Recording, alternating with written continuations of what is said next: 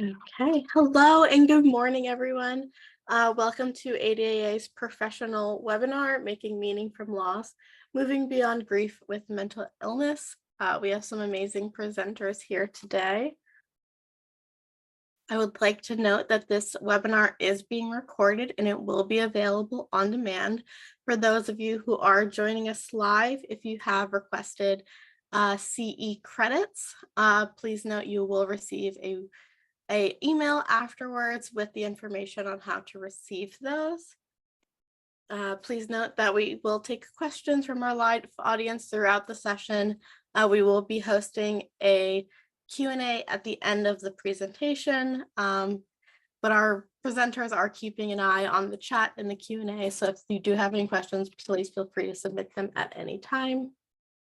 I would like to introduce our wonderful presenters.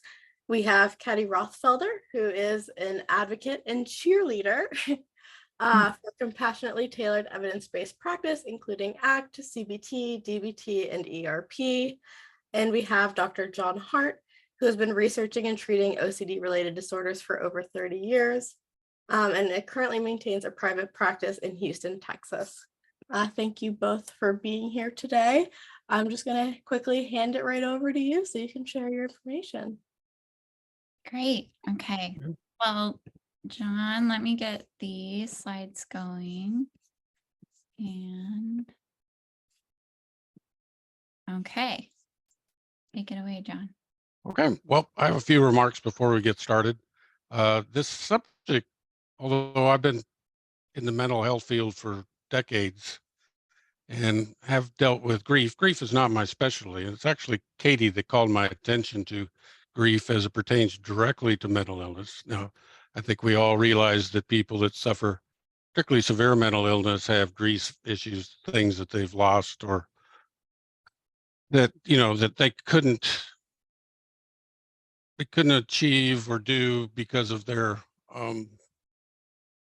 mental illness. And sometimes they have an idealized vision of themselves, and that gets up against the feared self and trying to sort those things out. So mental illness can result in enduring and complex losses involving both actual losses and symbolic losses. And sometimes it's difficult to separate the two because they overlap so much. And most of the research in this area is focused on families and not the person who has the mental illness and the loss or the grief that they may have. And a lot of people with severe mental illness or have experienced trauma don't realize in a direct way that they need to grieve. They obviously are aware of their loss and what they've missed out on, but the concept of grief has not usually been introduced to them in any kind of a structured or direct way to work on. So that's kind of the context of this presentation. And kind of, there's just not a lot of research here, although Katie's going to talk about some. I mean, this is something that I think is new and needs to be developed more directly. And so there are reasons to do this. So this is an hour presentation, and grief is enormously complex. And most of the theorizing and research has been on bereavement and some other things like loss through like physical illness. And so there's really very little outside of schizophrenia research that has been done with this. So we're just scratching the surface here. And I think we're both trying to organize this for ourselves, and we'd like to have other people help us, and even trying to organize some research in this area. So Katie's prepared a wonderful presentation here, and I'm going to turn it over to her and let her take it from here.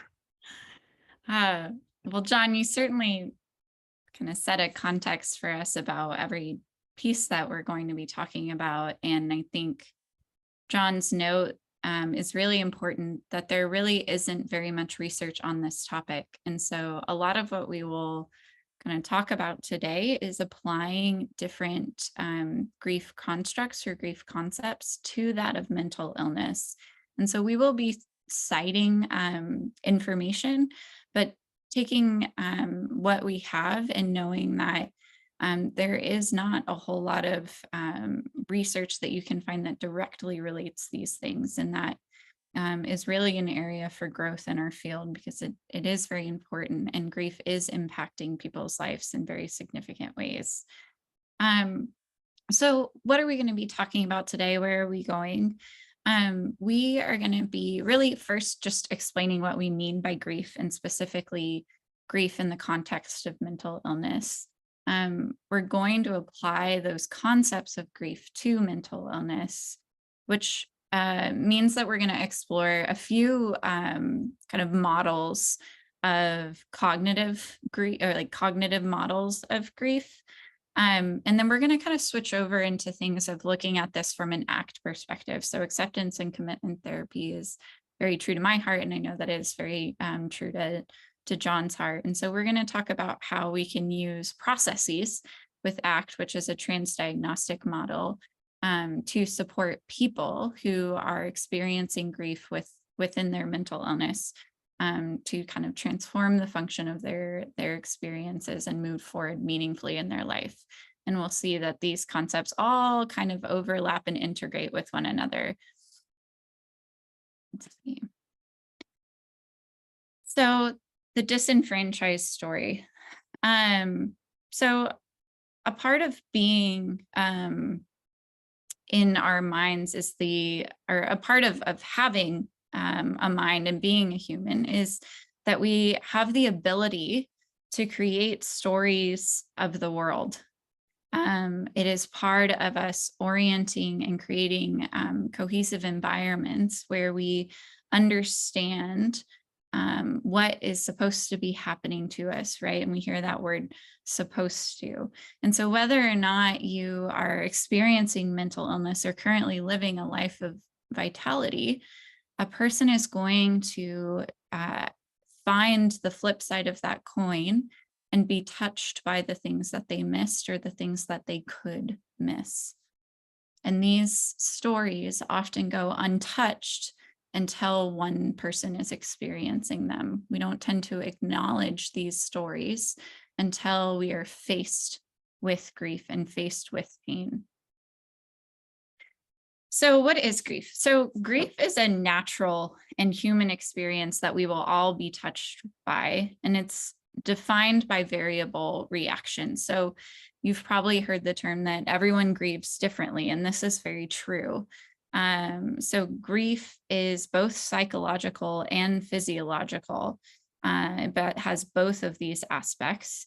But it can also include things like social withdrawal, restlessness, difficulty carrying out routine or daily activity, fatigue, sleep disorders, and loss of appetite.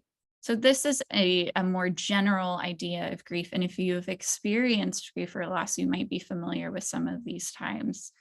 And another important caveat is that at times, as a normal part of grief, someone might have feelings that are dominated by hopelessness, heavy-heartedness, anger, and fear. So you see a really broad spectrum. What we might not understand too is that because these things are ongoing, we experience different levels of functioning within our grief. And I really want to show a slide that was done by Davidson and then reported by Bob Niemera that we're going to talk about in a little while. But this is a model that shows a level of functioning when someone experiences bereavement. So this is not when someone experiences grief because of their mental illness, but I'm kind of making the idea that this could also be something that we experience because of the human experience of grief. That in this model, you're seeing that actually people's level of functioning at first seems to increase. If we think about someone who is bereaved, at first, there is a lot of stuff to do. You have to get a lot of things done. You have a lot of support because people are acknowledging your grief. They are acknowledging what you're going through. And then you see a really rapid decline that goes far below a level of functioning. And if we think about the context in which that is happening, is that support is is starting to fall away. You don't have these things keeping you busy anymore. And in a natural form of grief, these things are returning to a typical, quote, typical level of functioning for that individual person. Katie, can I say something here? Yeah. When you put up this slide, it reminded me there's a concept in organizational uh, behavior called the morale curve. There's 2 or 3 different models. Mhm. This graph here maps almost directly onto it. It's first developed in the Peace Corps, where Peace Corps volunteers would be very enthusiastic in the beginning, and then after the second year or after a few months, I can't remember what the time period is, they had a dip in morale. Why do you even do this? Why did this even happen? And then if they didn't quit and they worked through that, they would come back to an acceptable level of morale. This has been studied with teachers and psychiatric residents, and it can also map onto positive change. So I Mhm. thought that was interesting because life is a series of losses, whether they're positive or negative. So Mhm. Mhm. that's That was interesting. really interesting. Okay. So, we're going to talk about 3 different types of grief in this presentation that we think really map on to the experience of grief with having mental illness. And so, those are disenfranchised grief, ambiguous loss, and perceived loss. And you're going to see a lot of the thing of these how they connect and they work together with then how we address them through different types of models for grief treatment. So, disenfranchised grief happens when a loss is not openly acknowledged um, and or accepted socially or mourned publicly. Um, so, grief is disenfranchised when society really fails to recognize the relationship between the event, the thing that is happening continuously happening or has happened with the person who is experiencing, or does not recognize the importance of the loss or the need to grieve. So we've kind of defined this in the context of mental illness. So there are different types of disenfranchised grief on the outside of mental illness. So with that, we might think of divorce, miscarriage, estrangement from family. These are things that we might grieve, but we're not told are acceptable or that we're supposed to grieve. But in the context of mental illness, we might see like loss of self and personality, increased severity and perpetuation of mental illness, cognitive impairment, brain fog, kind of a lack of focus, low self esteem, hopelessness, decline in social contact, so withdrawal, isolation, which we heard as part of the grief presentation, and then a change in role and position in society. So, ambiguous loss is a loss without closure or resolution. So, with this, I really want you to think about there is no end point. There's no idea where I can say I am done with this or this has been concluded for me. So, there are 2 categories of ambiguous loss. Type A defines physical losses. So, when someone goes missing or cuts contact, and type B is a physiological loss, so an illness that changes someone's behavior or a traumatic brain injury. Now we can kind of see how loss with mental illness is more in that type B category, but we're going to see that even in that type A category, there are experiences that are happening. So examples of type A ambiguous losses and mental illnesses might be like unexplained disappearances or separations of friends and family. When this diagnosis takes hold, when these experiences are really happening to a person, if we think about someone who's having a manic episode or has had manic episodes, and then suddenly there's a separation of friends or family, these people are no longer a part of their lives or have chosen to distance themselves. We have like estrangement, thinking about stuff like when someone is really suffering from substance abuse or alcohol abuse, and their family might choose to separate and estrange from them. You can have job loss and social activity loss, or loss in your daily activities. Examples of type B ambiguous losses are really what we're talking about with mental illness, but it could also be things like Alzheimer's and dementia, traumatic brain injuries, of course, addictions to substances, but we're also thinking depression, OCD, anxiety, long-term chronic mental illnesses, and things that cause cognitive decline. Okay. So perceived loss is really kind of what we're thinking about when someone is connecting to the idea of what they could have lived, the life that they could have had, or what they have missed out on.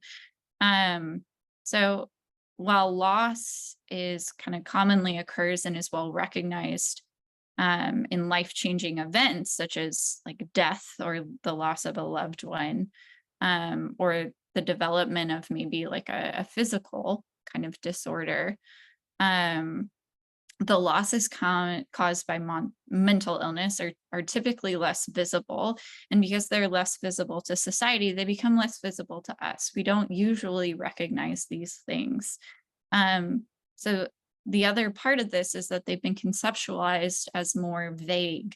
And they're frequently neglected, not by only the public eye, but then by proxy by us.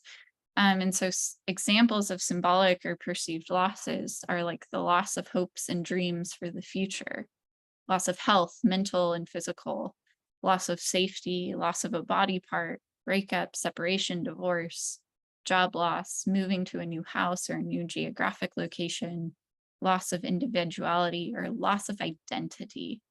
Because of this mental illness, I have lost who I am, or I don't know who I am anymore.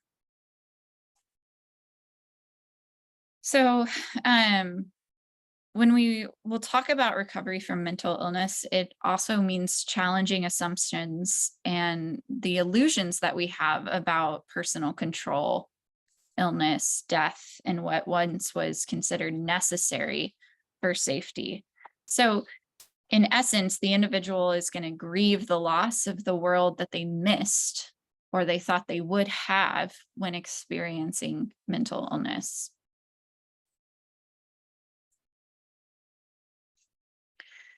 The other part of this is just the secrets of mental illness. So stigma and stereotyping makes this worse. And stigma often keeps the impact of mental health vague and in the shadows. And so what is not known to us, or what is not known to others, is then not known to us. And what we find is that because of someone's mental illness and because of their grief, we end up in cycles where there's actually a reduction in resources over time. And we continue to have these perceived losses. Okay, so I'm going to switch over to talking about a couple of models that we have for grief, and these are more specifically cognitive models. So there are other types of models of grief, psychoanalytic models and attachment models, which are important, but we are kind of short on time for this particular presentation. So we're going to focus around the cognitive models. So the dual process model is thinking about how life is messy and grief is messy and our level of functioning is messy. And we are not on a linear path of grief, but rather it is healthy and needed to oscillate between being in a health-oriented grief and moving forward in an ongoing process, and also oscillating between being less functioning and struggling with that grief. And it is that process of oscillation that is actually healthy. So, and within those kind of different orientations of being in this stress orientation of heavy grief, and then this more restoration or health oriented level of grief. There are certain things that we can do to help ourselves in these moments. And we're not going to go into that, but you might think of things like that are meaningful and values consistent for yourself, and ways to take care of yourself when you are not when you are in those more complicated stages of grief. Okay. So the shattered assumptions model assumes that grief shatters the ideas that we have about the world. So we've kind of talked about this a little bit. We walk into the world with certain yearnings or ideas about how life is, quote, supposed to go. And we learn these through our cultures, our learning histories, our development, our societies, and our brains' way of functioning in this world. And we learn these kind of three assumptions that this shattered assumption model says we have to confront when we are faced with grief. And so that is that the world is a benevolent and safe place. The world is a meaningful place. And so all events can be understood and are not random. Thinking about, like, if I have these thoughts that these things are going to happen, then they, quote, should happen. That we are good, capable, and moral people, and good things happen to good people. So if we did not cause these things should not happen. We hear a lot of judgments that get confronted, a lot of evaluations that get confronted in this shattered assumptions model. And this model talks about how when we confront these and reorient to a world where these are not always true, where they're not rules, but that we can be flexible with them, that then we can move forward in our lives. Okay, so Bob Niemeyer is kind of the front-facing guy of grief, and he says that grief is a crisis of meaning. So he talks about how we are storytellers, and that these stories inform how we experience and interact with our world. Kind of like the shattered assumptions model, we sort of notice that there are pieces that help us to create stories of the life we, quote, should live. And Niemeyer says that grief creates a rift between the story that you were living prior to your mental health challenges, or that you perceive you would have if you did not have those mental health challenges, and the life that you currently find yourself in. And he talks about how making meaning of loss entails revising these kind of pre-existing beliefs that you've had, and these pre-existing life narratives, to accommodate the loss, to allow what is happening to have happened, and then meaningfully re-engaging in your life. If you know of Viktor Frankl, he was a psychiatrist during the Holocaust, and was in the Holocaust, and I think Niemeyer pulls a lot of his work from this idea that we can create meaning in even the most challenging of circumstances. So Niemeyer talks about how meaning making is associated with 4 different kinds of categories, and these are kind of constructed in what's called a grief and meaning reconstruction inventory. He talks about how we can create meaning within by engaging in personal growth. So finding what is important to us within growing in ourselves, within the context that we have, within the context of our mental health, and valuing or finding what is meaningful and applying that. He talks about how we need to find meaning within a sense in that will bring us a sense of purpose, that we can identify what is important to us And in that process of accepting that this is the life that we have, that we can find a sense of peace within that. And then he talks about continuing bonds. So finding meaning and value in attachment.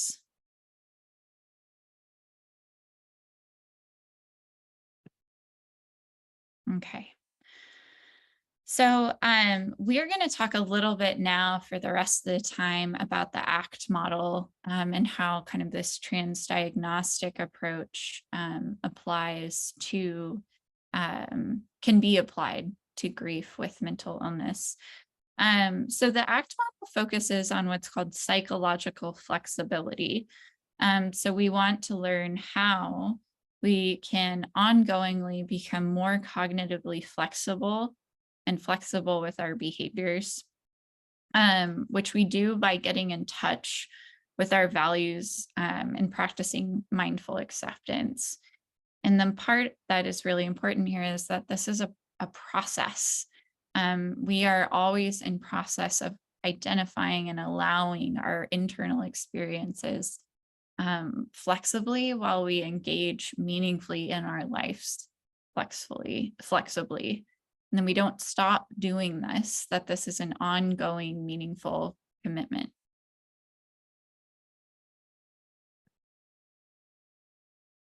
So what does flexible thinking look like in the context of grief with mental illness?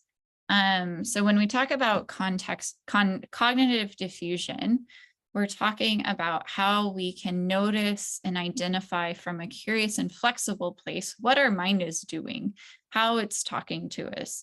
So you can know your grief story and identify that. What are the thoughts and ideas that your brain gives you in the context of your story of grief, and how your mind talks to you about it?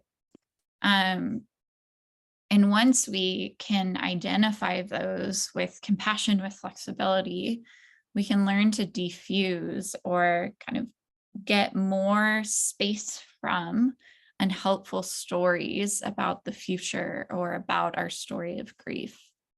When we think about having mental health challenges or chronic mental illness, there may need to be a time for planning and creating a world that is workable and adaptive. But being flexible in our thinking involves being flexible in the way that we plan, not planning by rules or by that grief story, by what is going to be meaningful and adaptable for us. And then we need to watch our mind's predictions. So our minds are really good at keeping us safe. And when the grief story is really kicked in, we might find that anything is that most things become dangerous and not aligned with that grief story. And so our minds are going to start solving that problem for us by predicting, planning, preparing. And so we need to be able to watch those predictions and then going back to that flexible thinking, diffuse from these unhelpful stories.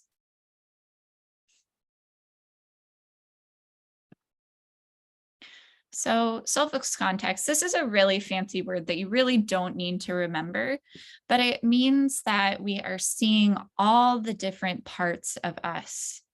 So if we kind of take a step back from this idea of mental illness, of mental health challenges, which is this label, we can remember that we contain many things, and we're not any one of those things.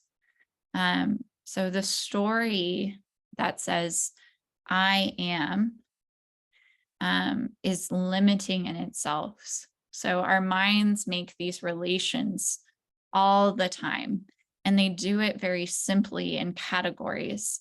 So if I'm not good, I am bad. If I am not right, then I am wrong. It is black and it is white. So if I am something, then that means the flip side is also happening. And in our world, where society unfortunately continues to stigmatize and belittle and find mental health challenges and mental illness unworthy, we're bound to find ourselves in that grief story simply by the way that we talk to ourselves in those I am ways. And so, can we get more flexible with identifying and being with all of these different parts? And that's where that diffusion comes back in, is I'm noticing my mind labeling, identifying, evaluating, and I'm going to separate from the parts that are not helpful for me.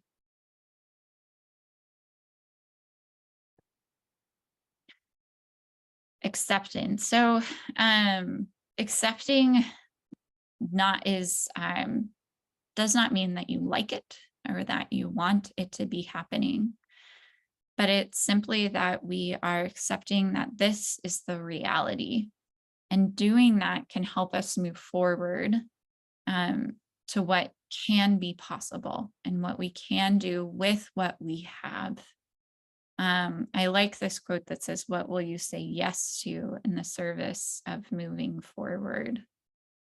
So if we are allowing our experiences and we are detaching from what was or what was not, the stories that we tell ourselves, it gives us more space and more freedom to move forward in a way that is meaningful for us.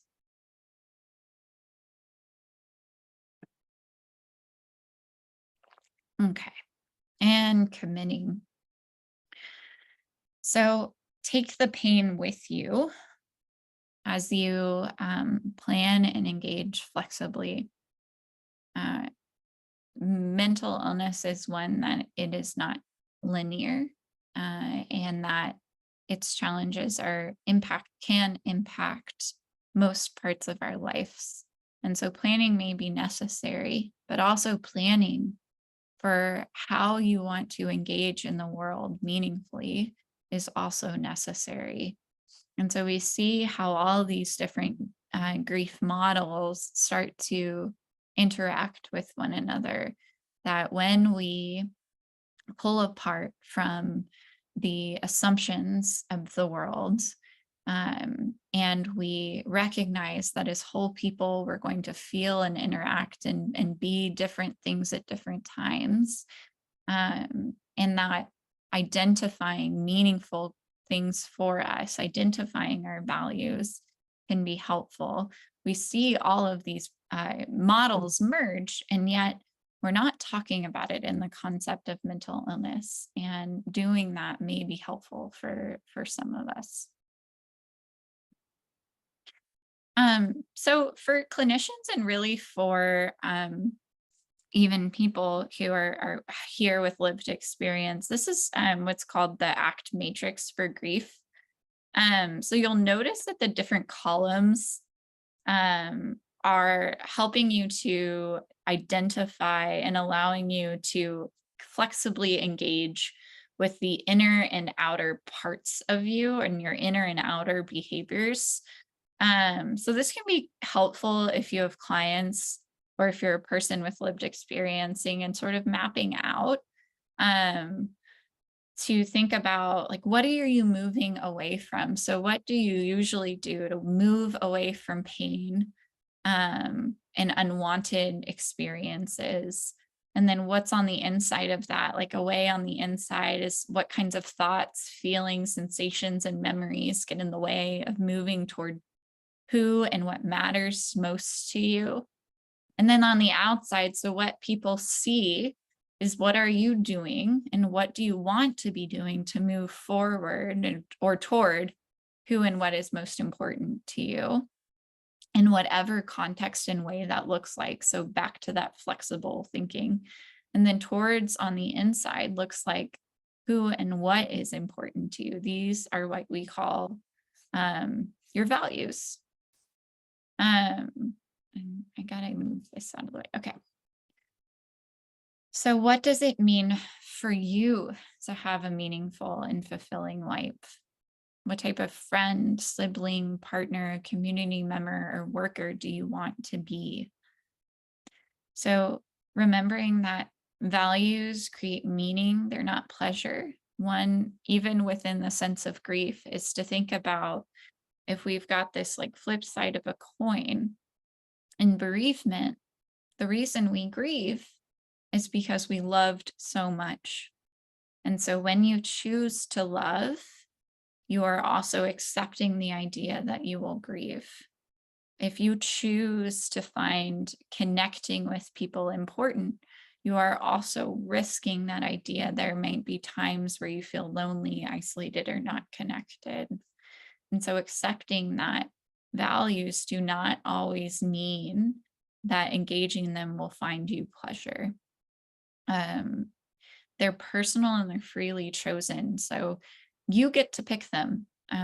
They're not identified by anyone else and they're not defined by anyone else. You are the one who gets to have your values. They should be inherently rewarding because they're important to you. And a way of thinking about values is that they're the qualities of our actions. They're adjectives and verbs. They're how we engage with the world.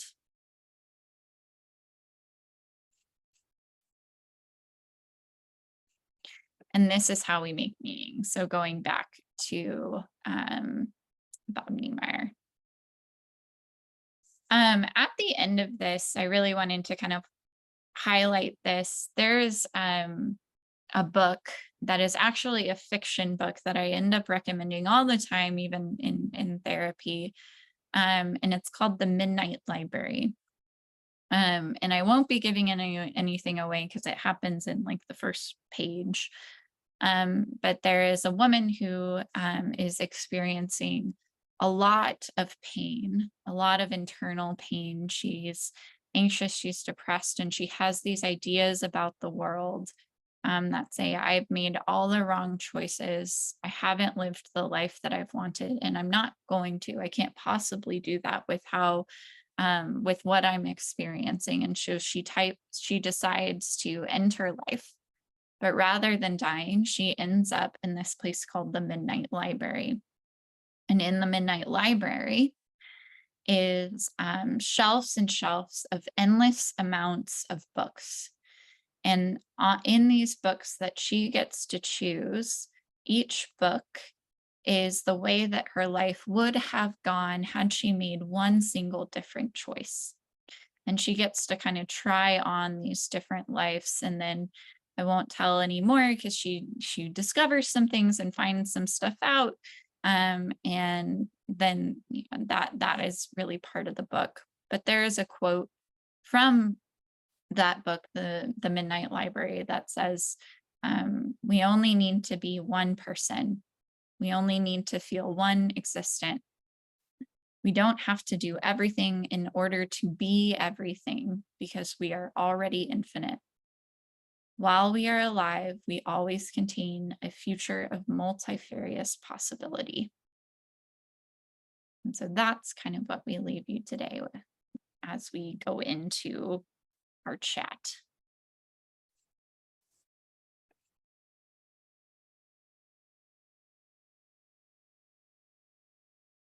Thank you so much. We do open the floor to questions, but I always like to kind of start it off with what's something that a key note that you would like someone to take away to incorporate in their practice from this session.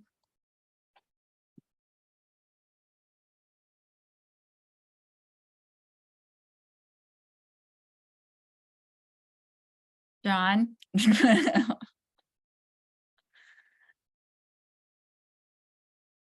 You're on mute.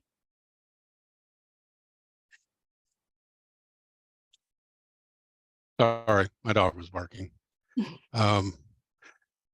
Well, one thing I think, going back to Katie's slide, the oscillation slide, that was the big mess, is that I think people oscillate, and in the dual process model, people oscillate between how they grieve. Like some people, there's two kinds: intuitive grief that's mainly emotional expression, expressing your feelings. It's more feeling than thinking. And then there's instrumental grief, that is more doing, getting on with things. Um, it's more doing than thinking. Now, either strategy or way of doing it is okay. It's workable.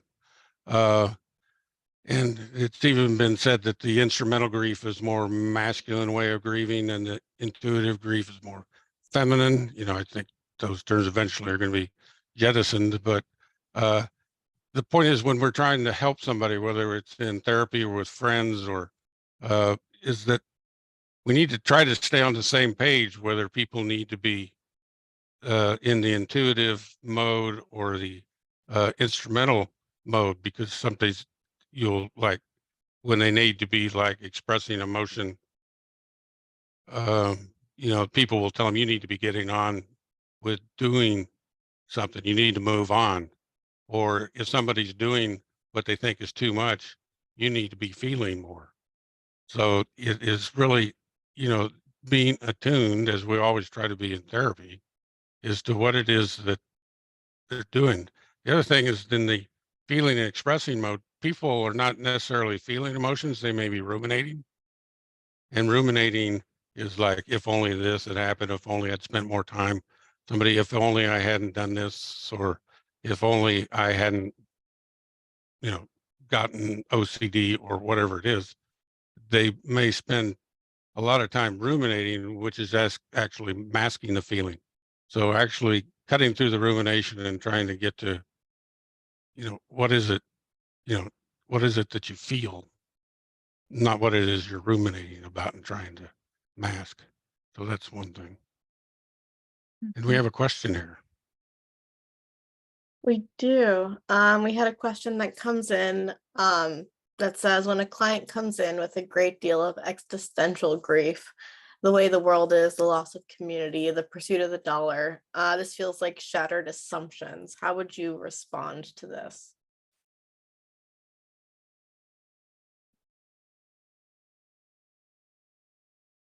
I think a question that comes to mind just first off is, how is the person interacting with their grief?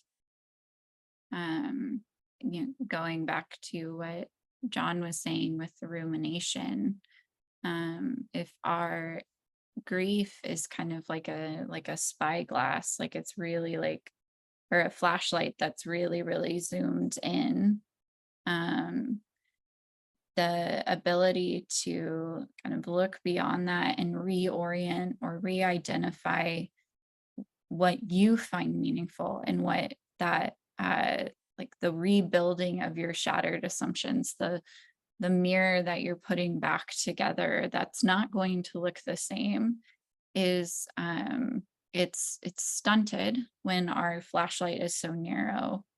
And so kind of assessing and looking at how your client is processing this grief. Are they ruminating? Are they stuck in those stories? And can they have, starting with even just compassion, like, here's the human experience, and now where do we go? That's maybe how I would start with addressing it.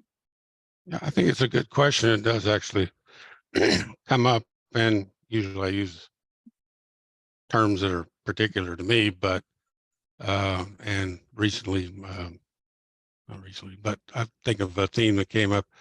Somebody that was so struck by anti-Semitism that they had a hard time moving on with the world.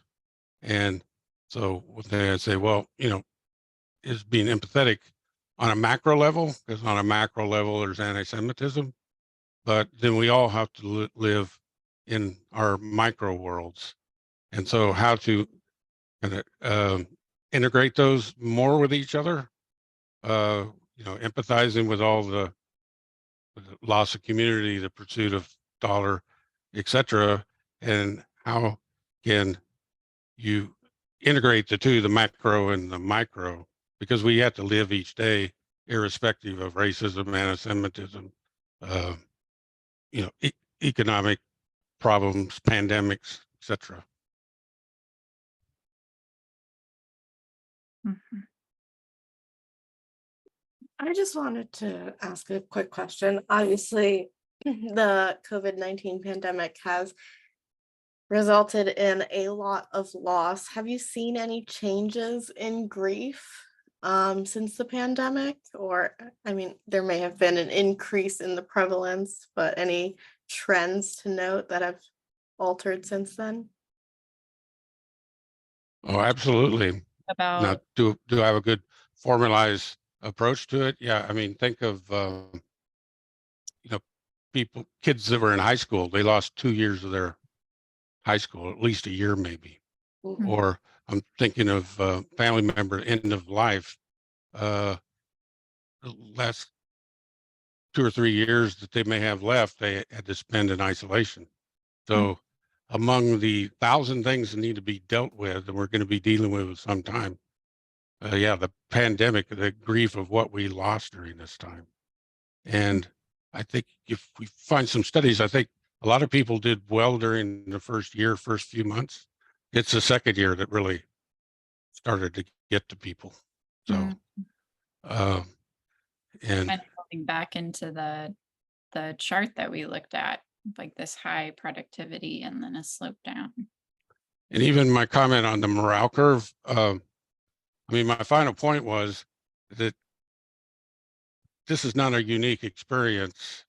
It cuts across, it's a human experience, that the way things go. And so I think that's going to be applied to the pandemic as well, is that, okay, at first we're rallying together, and second, like everybody's starting to argue about it. And then should we go back or shouldn't we go back? And um,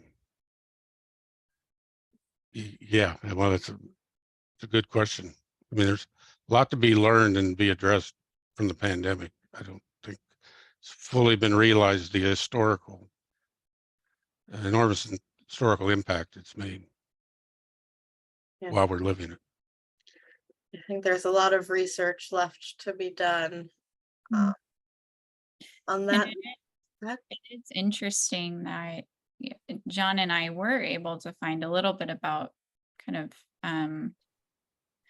ambiguous loss or perceived loss with COVID, and kind of considering even just from like um, a, a cultural humility kind of piece of, these things are being addressed almost immediately, and yet we don't see a whole lot of research on grief with mental illness, and just kind of being curious and sort of questioning like why that is and what's keeping us from doing that.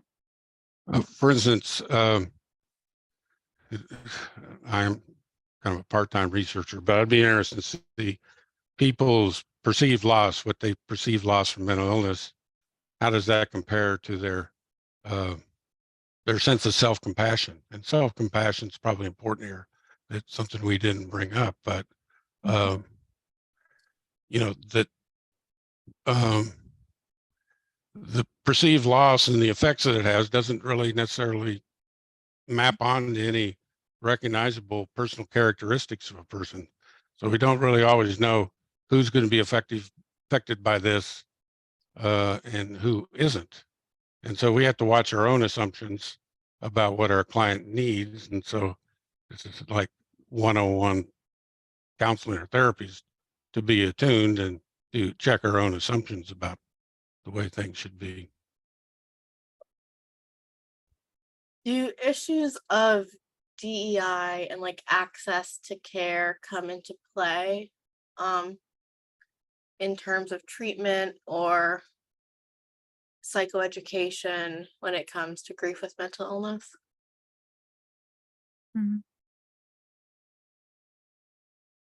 I mean, I think absolutely. If we can go back to the slide of disenfranchised grief and even just like symbolic or ambiguous losses of, we know that you're likely to see a depletion in resources as you start to experience these mental health challenges. And if we think about who is more likely to see that reduction in resources, it's going to be people in diverse backgrounds.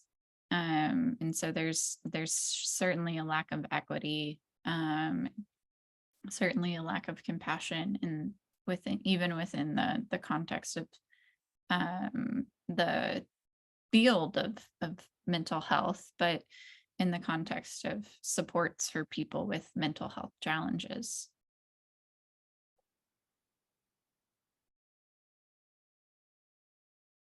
Yeah. We had a question come in. Any tips for the quote, moving forward with the painful feelings, unquote? Clients are always asking how. And the person who's asking says they feel like they should give more concrete advice to give other than breathing, grounding, kind of like those mindfulness techniques. Well, that's an important question that is a complicated. Another definition of acceptance is the willingness to experience painful feelings in pursuit of something that you care about, that's meaningful, valuable, or necessary. And so, I don't have the exact answer for this. I wish I did, because it comes up with me almost every day. Is that uh, that? But one thing is that, understandably, people want to get rid of their painful feelings, and they put getting rid of their painful feelings ahead of their values. And so somehow this is gets back to motivational interviewing style. Is like, how do you establish values, keep people focused on values, and allowing them to be willing to experience that pain. And sometimes I'll go into, like, there's a difference between pain and suffering. Pain is the pain of loss, or the pain of whatever the pain is. Suffering is thinking that you shouldn't have it and you need to get rid of it. So it's our pain is one thing that is, I mean, it says it's in its definition, but the suffering is our reaction to it. So, and if we're stalled in our values, and if we're more afraid of feeling pain than moving forward, then we'll get stuck. Now, I explain this to people I work with, and sometimes I make headway, and sometimes I don't. So, but I think the approach to it has to be less eliminating and more pursuing, and how you can, motivate a person you're working with to be in pursuit of that, even though they feel pain. Sometimes I'll say, if you do something, you're moving forward with something or approaching something of value, and you feel pain, anxiety, or whatever it is, that actually makes that pursuit more valuable if you're able to do it while experiencing that pain. So making the pain part of the valued experience. So it's like, sometimes I work with people who have a hard time getting an airplane because they're too anxious. They don't want to be anxious before they get on the plane. Well, I'll often point out that if you get on the plane while you're anxious and you make it to your destination, good job. And it's even a better job since you were willing to do it while you're anxious. A lot of people, when they get anxious and get to wherever they're going, and like they go, whew, I don't want to experience that again. Well, when I try to get them more in, that's more like the survival mode. Try to get them more in the mastery or value uh, mode by saying, hey, I did something good despite uh, feeling anxiety, and that makes that experience more valuable. It almost sounds like exposure for grief.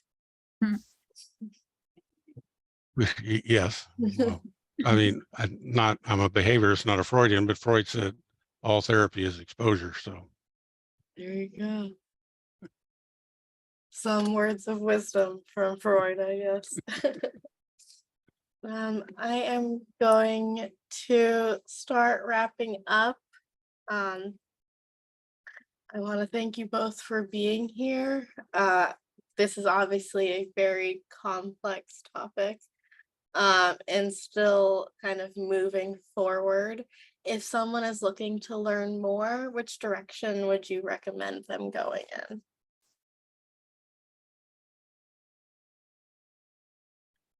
I mean, I'd certainly say you're free to reach out to us. And kind of like we are saying, there's so limited research on this that exploring just concepts of grief, like with Niemeyer, might be helpful. John, any thoughts for you? Just my exploration. I think I ran across a website, Grief 101, that I thought was very helpful and explanatory. But basically, it's adapting existing grief theory and grief counseling to people with mental illness. So Mhm. Thank you both for being here today. Thank you to our audience. We do invite everyone to explore our upcoming webinars. If you are not yet a member, ADA members do receive free CEs and free access to webinars such as these. We're also hosting our annual conference in April in Washington, DC, April 2023. So thank you all for being here. To our presenters, thank you both for your expertise. We do really appreciate your time. thank you. Yeah.